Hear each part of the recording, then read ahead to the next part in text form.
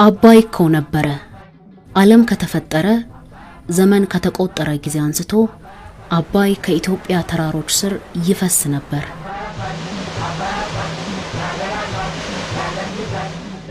እርሱን ለማወቅ ያለፋ ማን አለ? ሆሜር ፈልገው ነበር። ታላቁ እስክንድር አስሶ ነበር። ዩልየስ ቄሳር ሰው አሰማርቶ ነበር። ኔሮን ፈልጋችሁ ንገሩኝ ብሎ ነበር። በጥሊሞስ ማየት ተመኝቶ ነበር። ኮስሞስ ለፍለጋ ኢትዮጵያ ድረስ መጥቶ ነበር። ሮማውያን፣ ፖርቹጊዞች፣ ስፔኖች፣ እንግሊዞች፣ ስኮትላንዶች፣ ፈረንሳዮች፣ ህንዶች፣ ቻይናዎች አባይን ማን ያልተመኛለ? ማን ያልፈልጋለ?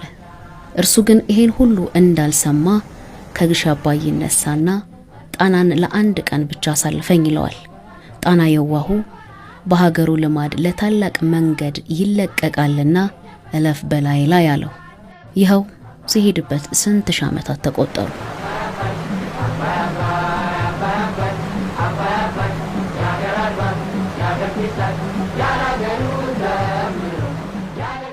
ከዚያ ደግሞ 1450 ኪሎ ሜትር እየተንደረደረ ወርዶ በሸለቆቿና በገደሎቿ ውስጥ ተሽሎክልኮ ከ1.5 ሚሊዮን ሜትሪክ ቶን በላይ አፈር ጭኖ ወደ ካርቱም ይጋልብ ነበር።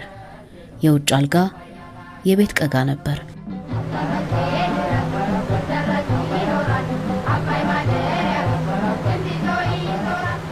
አባይ ነበር የናይልን 85 እጅ ውሃ ይዞለት የሚሄደው። መቼም ሰጪ ከተቀባይ በላይ ነው። አባይ 85 እጁን ውሃ ይዞለት ሲሄድ ነጭ አባይ 15ቱን እጅ ውሃ ይዞ ይቀላቀለዋል። ከዚያ ወደ ሜዲትራኒያን ተያይዘው ይሮጣሉ።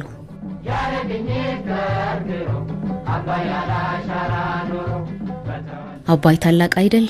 እነ ዋንቃ፣ እነ በሸሎ፣ እነ ወለቃ፣ እነ ወንጪት፣ እነ ዠማ፣ እነ ሙገር፣ እነ ጉደር፣ እነ አግወል፣ እነ ነዲ፣ እነ ዴዴሳ፣ እነ ዳቦስ፣ እነ ዳንሳ፣ እነ ቱሉ፣ እነ አባያ፣ እነ ቻ፣ እነ ተምጫ፣ እነ ጨሞጋ፣ እነ ወተር፣ እነ በለስ ረስንቱ ይቀላቀለዋል።